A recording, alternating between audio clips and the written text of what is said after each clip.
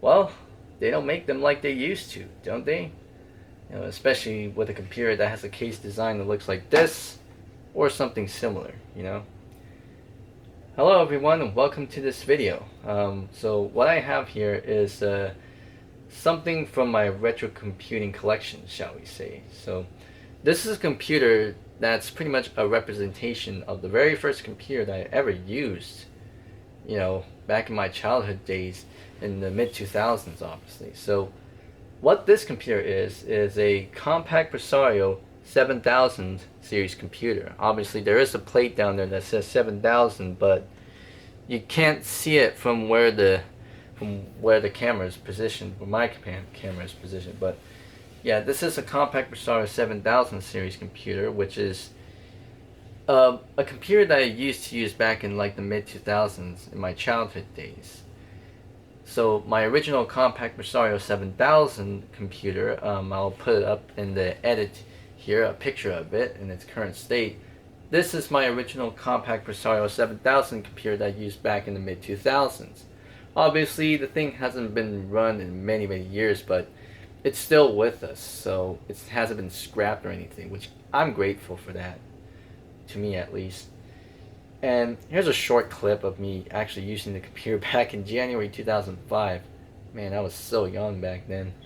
Anyways, so here we are well, now it's 2024, but this is my Compaq Presario computer. I bought this thing in 2022 because I was getting quite nostalgic for the first computer I ever used, which was a Compaq Presario 7000 series.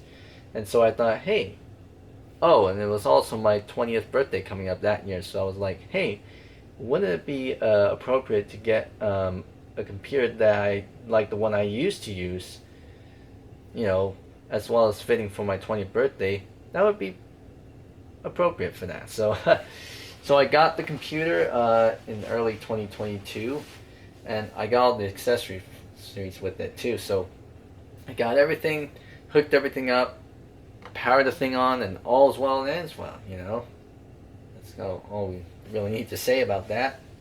So what we got on the front? We got a DVD drive, a CDRW drive. Well, this is the dead one, obviously. That's the original one. And here's a CDRW drive, the one that I added in here quite some time ago. Now, before I had this drive, I had a CDRW drive that looks similar to the one that's pretty much exactly the one that's in my childhood Compaq. It's a Lighton drive with that volume slider and a headphone jack on the front, pretty much. Now I moved that over to that other Compaq computer that I have, and I have this other Lighton drive from a Gateway machine in its place. Now the color of this CDRW drive is yellowed, and it kind of fits with everything here in this Compaq, because the casing on this thing is pretty yellowed. So I might have to do some retro grinding on that soon, but yeah. And these computers, along with the more common 5000 series of Compaq Presarios of this time, had these faceplates, obviously, and these are known as the My Style Accent Color Kits, by Compaq. And these are translucent plastic faceplates. They're somewhat inspired by the iMac G3 line of computers from the late 90s and early 2000s. Obviously, these faceplates, they're not copying the design language of the iMac G3s.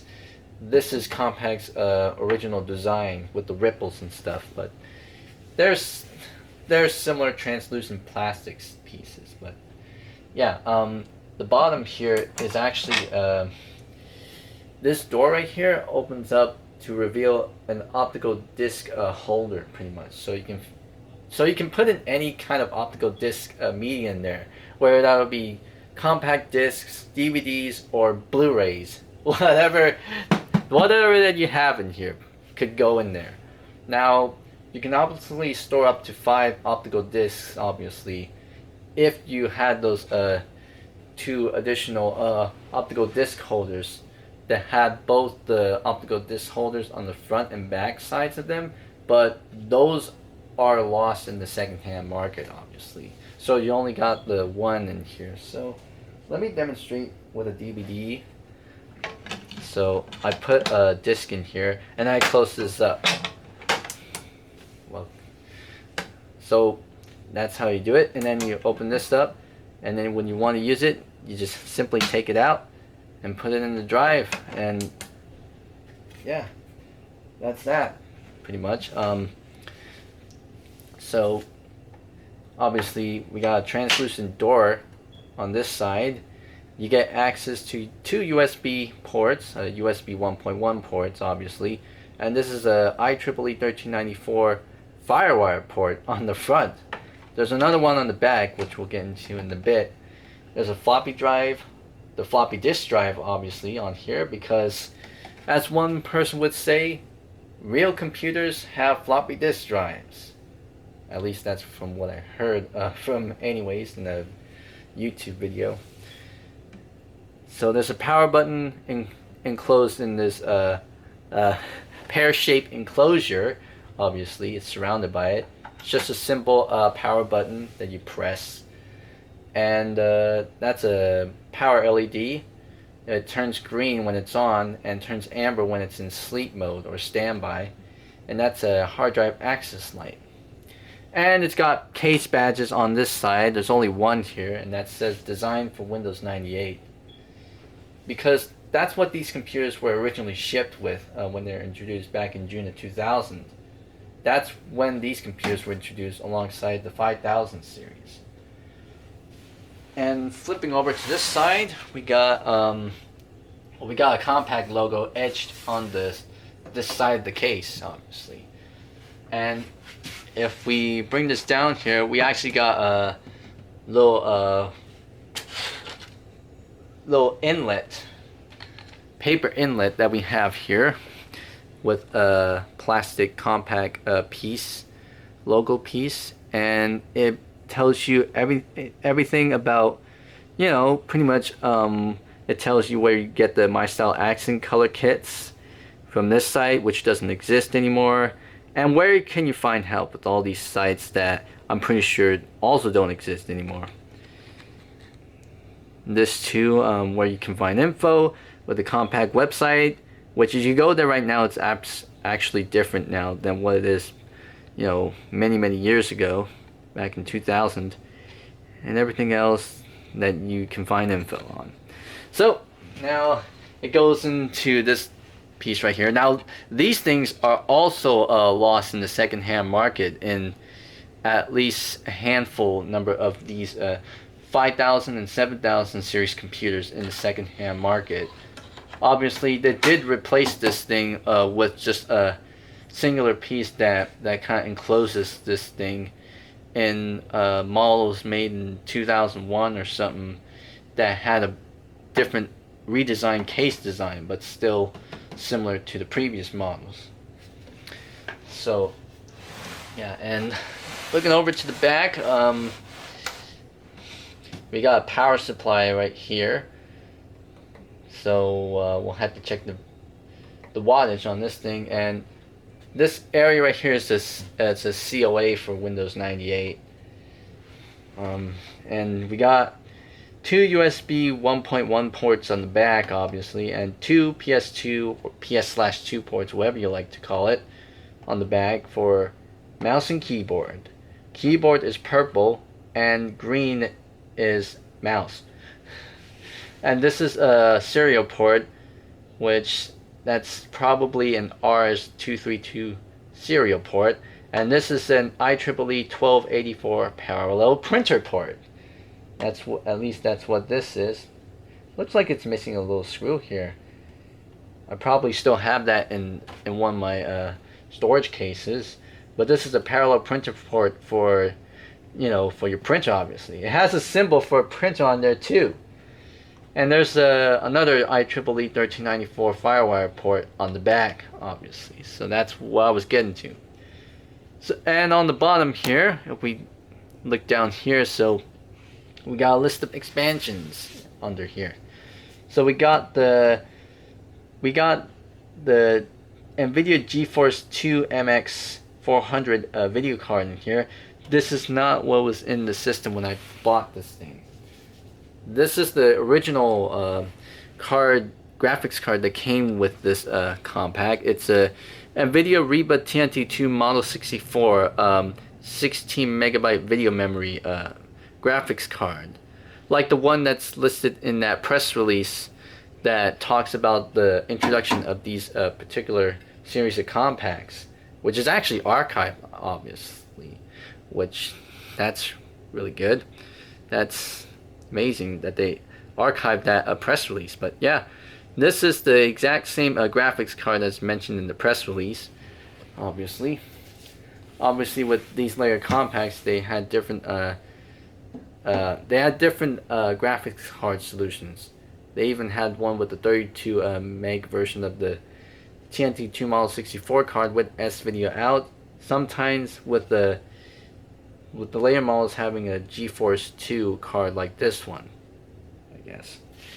And right here is a USB 2 card with 5 USB 2 ports on the front. There's one internal USB port on the back that's shared with the 5th USB port.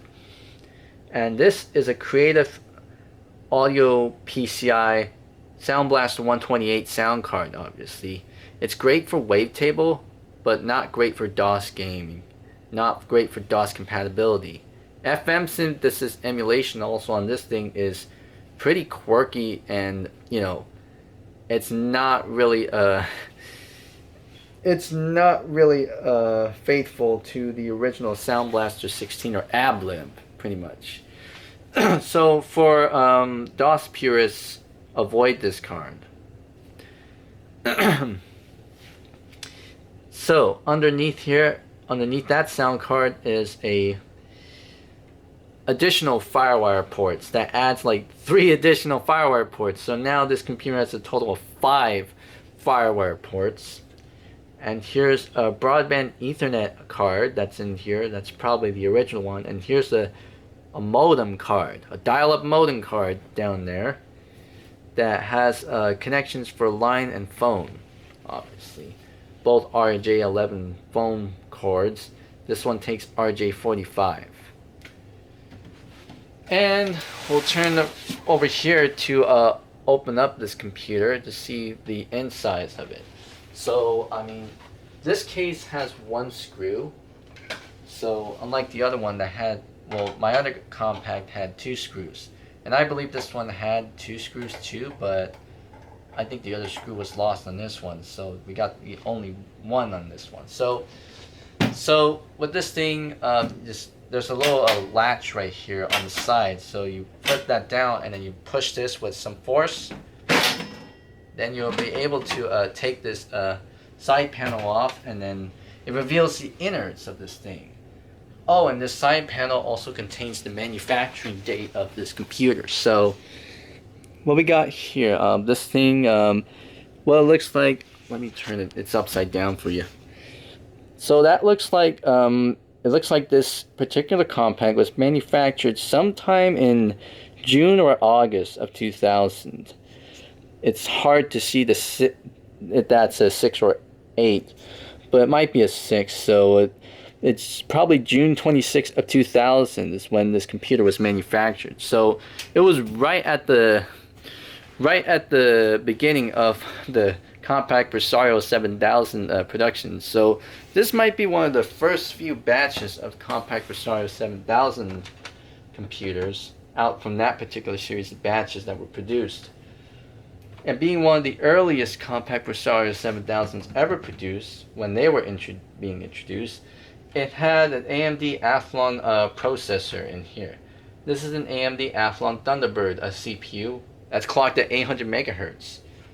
And it takes a single data rate SDRAM, you know, RAM pretty much, single data rate RAM, and it has 512 megs of memory pretty much. And these memory chips, these memory modules are clocked at 100 megahertz, but this CPU overclocks it to about like, they double pump the clock speeds up to 200. So yeah, and there's the graphics card, there's the USB 2 card with an additional USB internal USB port on the inside. Obviously, there's a Creative Sound Blaster PCI card, the FireWire card, the Ethernet card, and the dial-up modem card in here.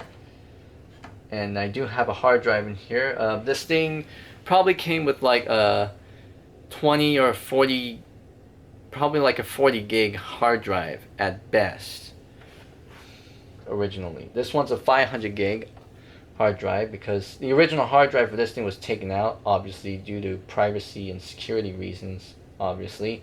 So I put in my own, which is a 500 gig, which is kind of overkill, I would say, at the least, but like it's fine for what I need it for, my needs anyway. And here's a power supply unit up here. It's 250 watts, obviously. That's all I know for sure. And we got the optical drives inside here, obviously. So yeah, that's all there is on the inside of this computer. So I'm gonna close this thing up and put this thing up in its regular home, and we'll see what this thing has on the software side of things. So close this up and then put that one screw in, and then I'll put this thing up in its regular home, see what this thing can do.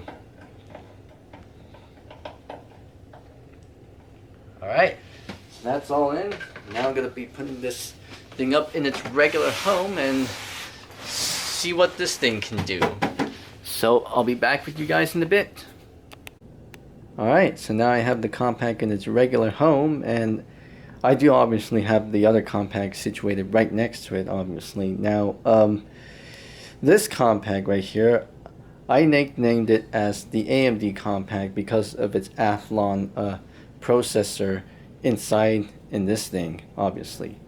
This Compaq that we'll get into in the next video probably is an Intel based Compaq, obviously. So, well, we'll take a look at this one in another video, maybe in the next one or another time, but right now we're focusing on this one pretty much. So I got it all hooked up here with all these accessories that I brought here, that I bought with this thing. So I bought the keyboard. This is a Compaq Internet keyboard. It's pretty much just the standard run-of-the-mill keyboard with the design that fits in with this particular series of Compaqs. You know, it's got the gray accent where the arrow keys are, and it's got media buttons at the top as well, and some other additional buttons too. So we got the play pause button, the forward and fast forward and rewind buttons, the pause button, the eject button, the stop button, obviously. And then we got volume up and down and mute buttons, a sleep button, a person button, I don't know what that is, and a help button. And then we got some additional buttons for like this Compaq Q logo is probably the My Presario thing, and then the E is probably the shopping, and then that's multimedia. I don't know, whatever, but like, yeah, got internet buttons on there with the big I goes into the internet, I guess. And then we got a Compaq mouse, just a standard Logitech based mouse, because it is a Logitech mouse, just a standard run-of-the-mill Logitech mouse with the Compaq branding. And this one is the Compaq monitor. It's a CRT monitor. This one is the Compaq Presario not 740. This one's a Compaq MV540 monitor. The 740 is for the Intel Compaq, which is plugged into it, and it's got these speakers on the side. You know, you don't get those nowadays. You know, speakers that are attached to the sides of the monitor. You know, they look really astute. I mean, they look really nice. These are JBL Platinum Series speakers with these removable speaker grills that also fit with the My Style accent color kits on the Compaqs too.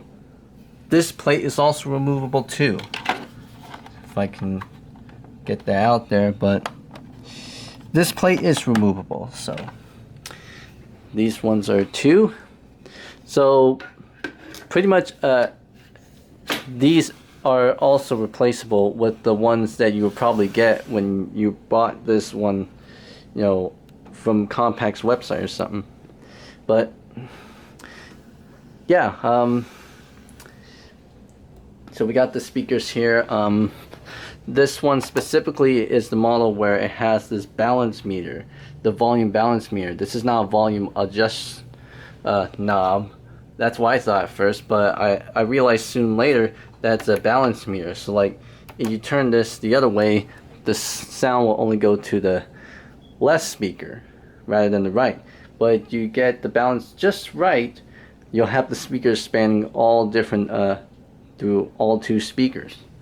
So that's what this is at, and it's in green. Now it looks green in the video, lime green in the video, but in person or in real life, it's actually more of like a lemon limeish color. It's like a greenish yellowish color in person. So this is a headphone jack, and that's a line-in jack, so that you can plug in your you can plug in your MP3 players, your your music disc players, your iPods, your Walkmans, your whatever that you can put in here, so that you can basically run your audio to these speakers without turning on the computer. That's pretty much the whole point of these, a selling point for these speakers, so that you can play your music on these speakers without ever needing to turn on your computer.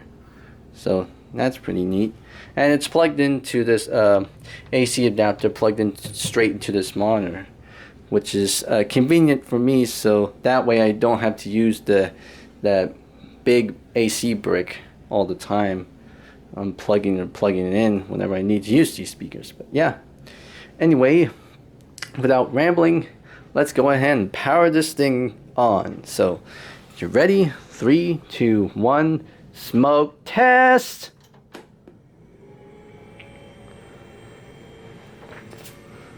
So it's on. I'm gonna hit escape. So we got the Compaq logo on here, but if I hit escape, then we get this bias text screen, which we don't usually get, obviously. So we're in this boot menu of some sorts, where we can boot from a CD drive to removable devices, or network boot or something. So we enter the BIOS setup. Now it's reading the correct time. So right now it's so that's like we're 6:58. It looks like, because that's in 24-hour time or military time, and it's reading the correct date too. It's got one optical, well, not one optical. It's got 2 optical disk drives in here, along with 1 floppy disk drive. Now there is an option for another one, but I don't have the other one here. But I do have the other one in that other Compaq though. System memory is 640 kilobytes. Extended memory is, that's 512 obviously.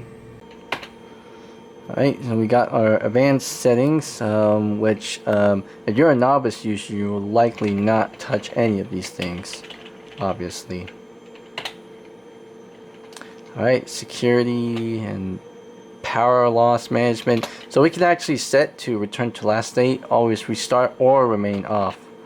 Obviously, when your house loses power and your computer shuts off and it turns on, it will return to the last state or something. I don't know. Alright, floppy check is enabled and quick boot is enabled. So if you disable this, we'll actually get to hear the floppy seek sound. So we'll disable that for the time being, and we'll just hear the floppy seek sound, obviously. Now there's the Compaq logo as it's shown on startup. This is the logo that's seen on every Compaq system made, pretty much. on every Compaq computer since I think 1993 or something like that. Going back to that, I'm not too sure. But this is the Compaq logo that would be shown on startup. Obviously, with the other Compaq systems, it's a bit different. Now I panned over here so that you guys can hear the floppy seek sound on this thing. As soon as it does that.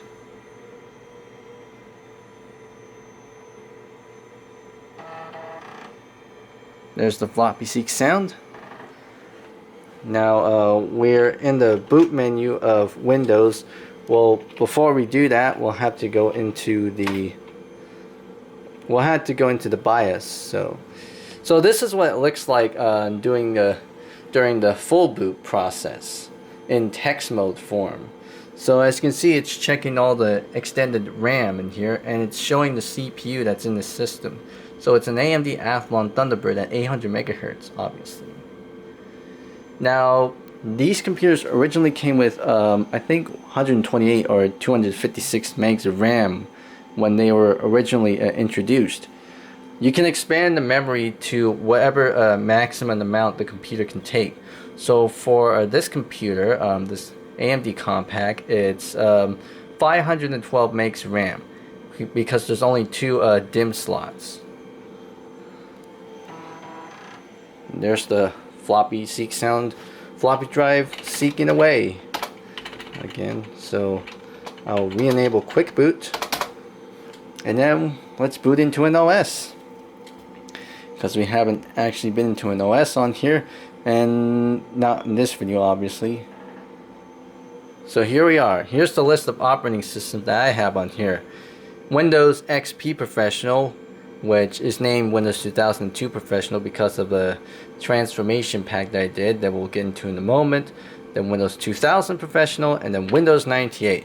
We'll go into Microsoft Windows 98 now.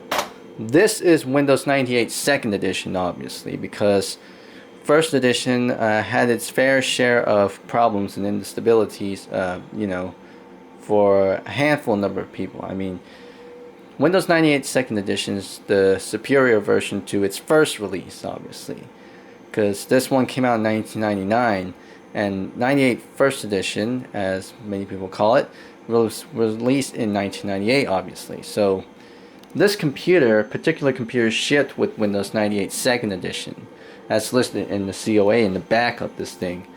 Now I do have the Plus package for Windows 98 installed on this thing, and you can see there's the Microsoft logo at the top there, because that was from the OEM install that I used for this Compaq, obviously, which worked for this thing. It was meant to be used for this particular model of Compaq Presario 7000s, but it worked on this one. Anyways, here we are at the login scene. Now you can obviously parts of the background that we'll get into once we're logged on. So here's the thing that most 9X most users of Windows 9X will know. If you hit escape on this thing,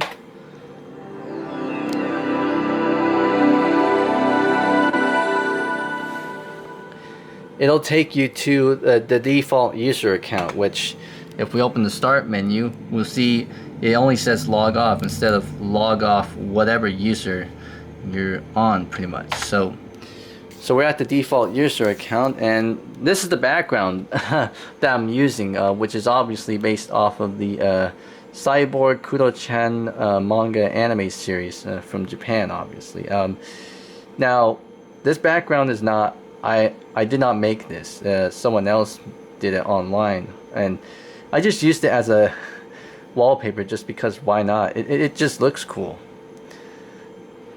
But yeah, kind of, well, I kind of like the characters from the series, especially the characters within this background.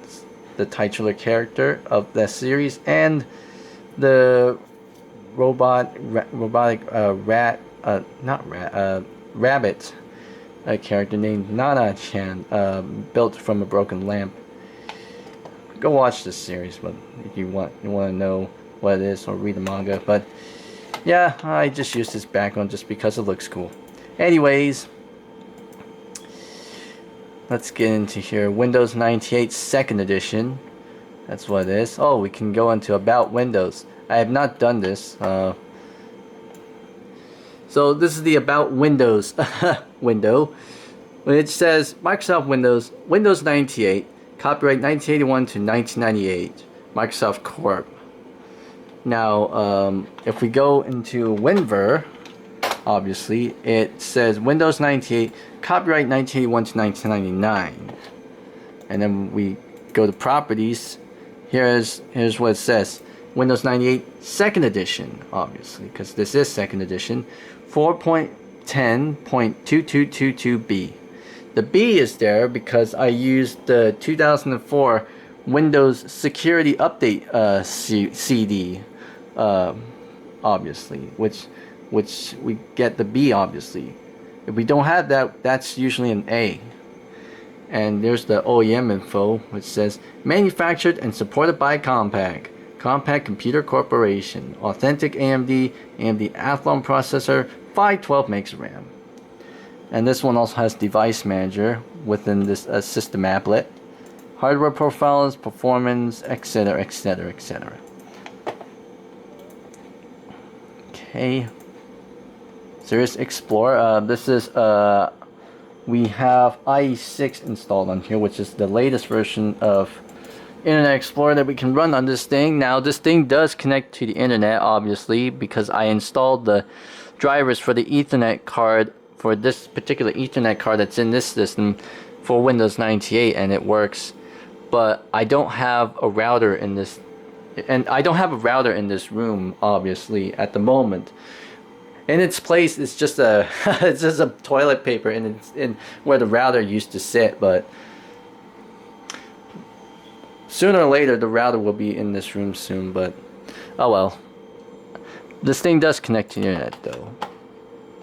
Otherwise, so what we got here? I got a bunch of stuff in this 98 installed in this 98 partition. Obviously, I'm not gonna go over through one of them because that would make this video way too long. But for just a few, I installed ImageBurn, and then I got this MASH, which is Microsoft Agent Scripting Helper, because you use that to make Microsoft Agent presentations. I also got Age of Empires 2. This is a game that I really played. This is the game that I played a lot, really. I really played this game a lot back in like I think the late 2000s or something like that. I don't know. But I played this game quite a bit, quite a lot back then. What we got here? We also got Netscape stuff, which includes Netscape Navigator and Communicator. With that came with this OEM install, obviously. I also got Cabela's 4x4 Off-Road Adventure 2, and I got Speakonia, which is what text-to-speech video makers use. I also got DOSBox on here. I got Hardware Info 32. I got HXD Hex Editor, and I got benchmarking stuff. The 3D Mark 2001 SE program, PC Mark 2002, and Result Browser 2002. I also got Microsoft Bob on here, obviously, because why not? Office 97 on here too, along with Office 2000. I got Resource Hacker on here because why not? I got WinRAR, Winterstat, Udaloo IE Collection to get IE5 on here. Mozilla Firefox and Retrozilla 2. Yeah. And I also got an updated version of Media Player on here. It's Media Player 9. The original release of Windows 98 only supported up to 7.1, the latest version, obviously. But second edition, we get Media Player 9 as the latest. But anyways, that is Windows 98 second edition, obviously, at its simplest. Here's the list of users that I got so many users on this thing, obviously. All the ones that I kind of registered, obviously, they all have different backgrounds and stuff like that. That's what I used it for. But nothing really much useful within those accounts, but hey, what you gotta do. Anyways, now I'm gonna reboot the system to Windows 2000. And there's the shutdown sound. And sometimes you get to see the shutdown screen of Windows 98, but most of the time it just goes by so quickly you just can't see it. Anyways, we'll go into Windows 2000 Professional. I do have Windows 2000 Professional on here, obviously. And look at that boot screen. This boot screen kind of brings me back somewhat, because my cousins used to have a they used to have like this custom built computer that ran Windows 2000 and XP. Obviously, it was within that case that had the Pac-Man as its power button, pretty much. You guys know what I mean. And I do have Windows 2000 on here because in one of the listings on the marketplace for these things, on Compaq's website, it said that on models with AMD Athlon processors, they had Windows 2000 as an option, which is why I had Windows 2000 installed on this thing. So here we are. Press Ctrl-Delete to begin. Ctrl-Delete helps keep your password secure. Click Help for more information. So we can click on Help, and it shows us how to use Ctrl-Delete. So we'll hit Ctrl-Delete, and here's our login screen. Obviously, we can just type our username, the password, and we can also try logging on using dial-up connection, which we don't want to use that because we don't have a modem in here, and I don't have a landline connection in this room. Obviously, we can click shutdown so that we can access all of our shutdown options, and we can hide these two options, so we just only get these three buttons: OK, cancel, and options show. But I can just reveal all these things. I remember pressing this button multiple times just to see those options go away and reveal themselves. But anyways, we're just gonna log in. No password required.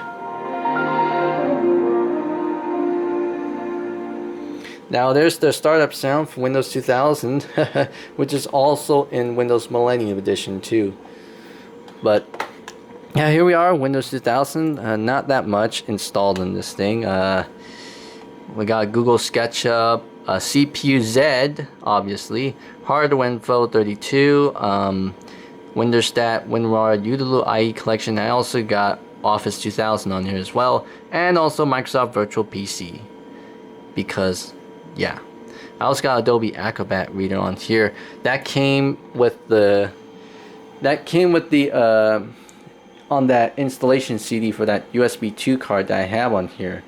I also had that installed in Windows 98 2nd edition too, but I didn't show you that, but it's there. And this is the background I'm using, obviously. It is based off of the Doraemon manga and anime series, as well as its spin-offs, with the presence of Dora from the Doraemon series and Pokémon from the Dora-based series, if I pronounce those names correctly. But by the way, this image was originally created for a social media milestone. Obviously, if you can translate that Japanese text, you'll probably understand what that means. Or if you understand Japanese, you probably know what that means, because this was originally made as a social media milestone. That's what I realized just recently. But I just used it as a background wallpaper just because, again, it just looks cool to me. Anyways, let's go into my computer. You can go to About Windows, and it shows the same thing that we open up in WinRAR, obviously. So here we are, Microsoft Windows, build version 5.0, build 2195, Service Pack 4. So it's running the latest Service Pack. Copyright 1981 to 1999. Properties, so Windows 2000 5.002195, Service Pack 4. And it doesn't have the OEM info, obviously. So it just gets this generic information. But yeah, I do have Age of Empires on here installed on this partition. Obviously I do have it in a 98 partition, but I installed it on this partition just because, I mean, if I ever wanted to play on the Windows 2000, I could do it in here if I wanted to. And Google SketchUp on here because since Windows 2000 was made for the business and enterprise markets at the time, as well as for high-end users, so this is basically your CAD program, your 3D CAD program. Now, I'm scrolling on this mouse there. The scroll wheel of this mouse isn't as good as the other one that I had for my Intel Compaq, obviously. So it is kind of finicky, but we could model something here pretty quick, obviously. So let me make a triangle. So we'll just model something quick. So I made a 3D triangle, everybody. even that simplistic as it is. Will not save. And I do also have IE6 installed on here, the latest version that will work on the Windows 2000.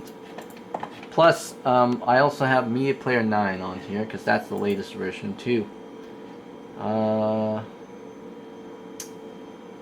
Yeah, not that much on here. Not that much installed on Windows 2000. So let's go ahead and reboot the system.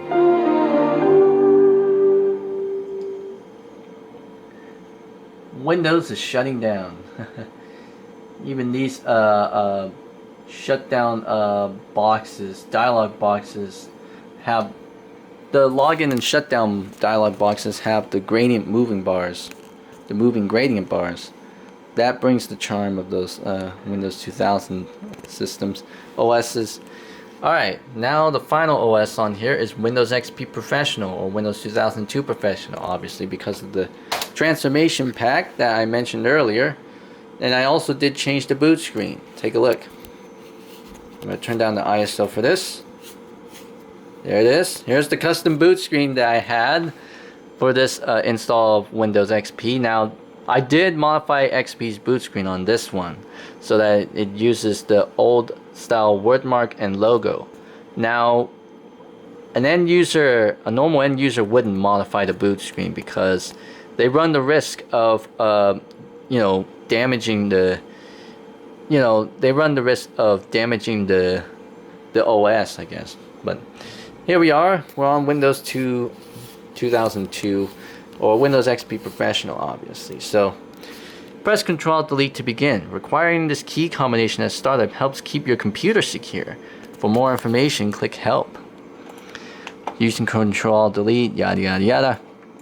So it's from here, it looks exactly like my Windows 2000 install. I'm even using the same Doraemon based background, obviously, but there is some differences with it, especially with this text here at the bottom. So we hit Control Delete, and there's another difference too. So we show the options. The only option that we got is the shutdown option. We don't actually get the option to log on using dial-up connection, and there is absolutely no way to get that option back in some way, shape, or form. So I just hide all these options just by clicking this button. But we're just gonna log on here.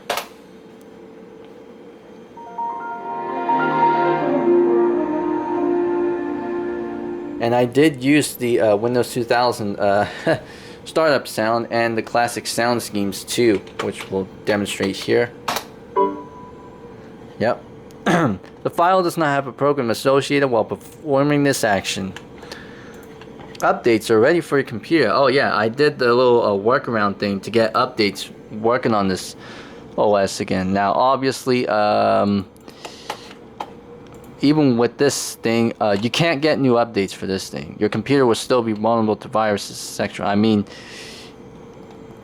I wouldn't recommend using this computer or that computer, or any retro computer as your main computer, unless if you want to take the task of challenging yourself to do it yourself, then go ahead. I mean, I've seen YouTubers who do the exact same things that I kind of mentioned earlier. I mean, I don't know. Anyways, back to this. Again, not that much installed on here. Same things on. I installed on Windows 2000. CPU Z, Google SketchUp 7, which is the, I don't know, it's probably a new version from the one that I installed on Windows 2000, or it might be the same one.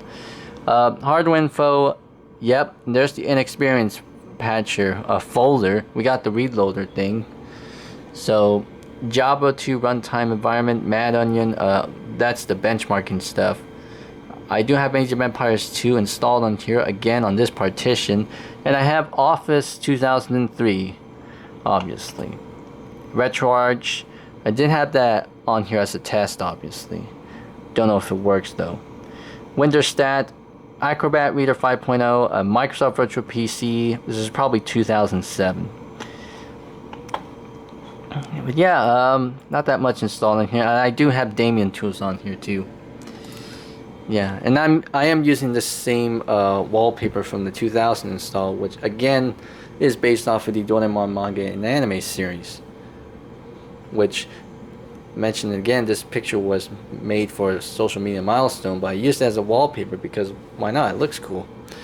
Anyways, the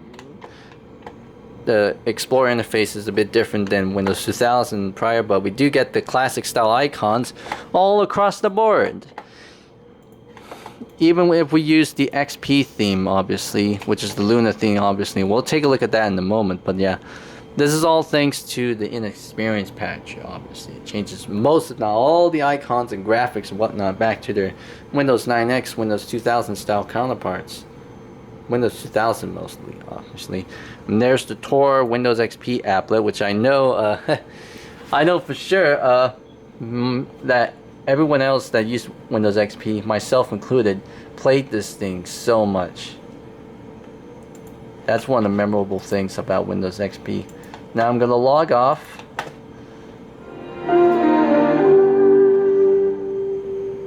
And then show you the XP interface with the Bliss wallpaper, obviously.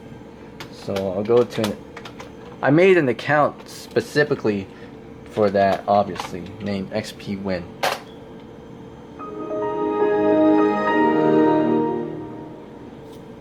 Loads quite fast, but you know.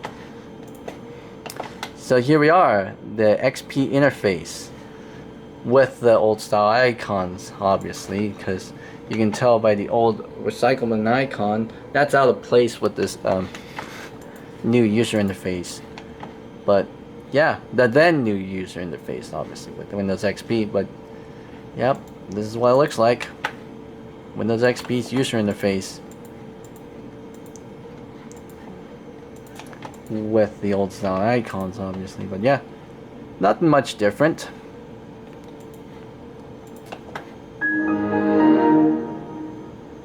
And I would show you the welcome screen, obviously, which because of the nature of this video, I'm probably not going to show it to you in this video because I wanted to keep this video as short as possible, not too long. But I think this video is already about as long as it is.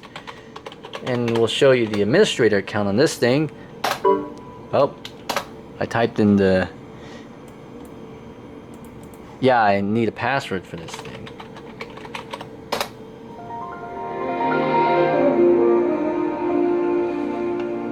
So this is the administrator account, and it's got a plain, we got a plain background and whatever. But yeah, from here it looks more like Windows 2000, you know, just from the icon set, obviously. So, and I got comments on this pretty much because like I got comments saying, "Oh wow, is this Windows 2000?" Yeah, and I was like, yeah, it looks like Windows 2000, but it's actually Windows XP with this little program that I use called Inexperienced Patcher. So you can see that's the idea that I'm getting with Inexperienced Patches. You can essentially fool other people into thinking that you have Windows 9X or Windows 2000, obviously. Yep. I found out about this tool from a Michael MJD video, obviously, about it. That's how I found out about this thing. But yeah, I guess there's not that much to look in this install. I mean, that's pretty much what I have on the software side of things, obviously. So log into my account again, and I'll probably end the video off here because I'm wanting to keep this video as short as possible, but this video is probably already about as long as it is. It's probably about like 40-50 minutes now, I guess. But anyways, I'm gonna shut this computer on down.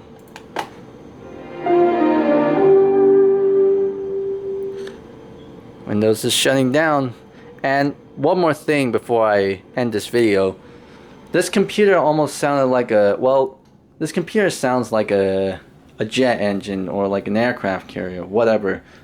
I think it's mostly because of the CPU fan that's in this thing, and probably the power supply too. But I took out the plug for the CPU fan on this thing, and the computer didn't run as loud as it is. Aside from that power supply, obviously, which is still making noise.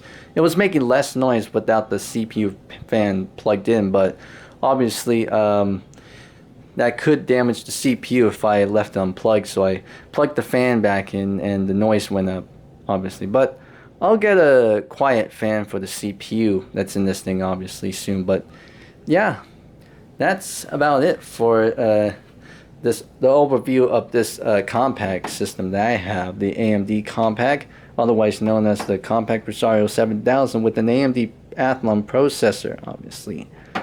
It's a representation of the first computer that I ever used, obviously, which is a Compaq Presario 7000 series computer. But yeah, that's about it for this video.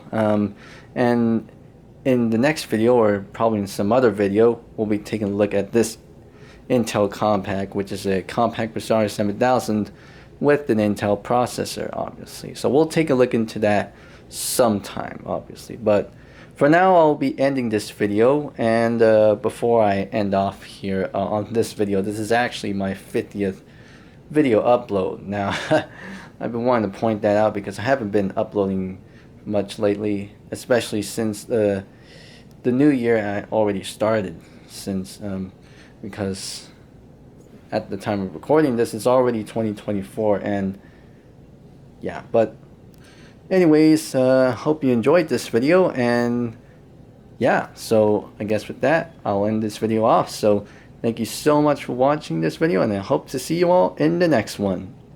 See you later.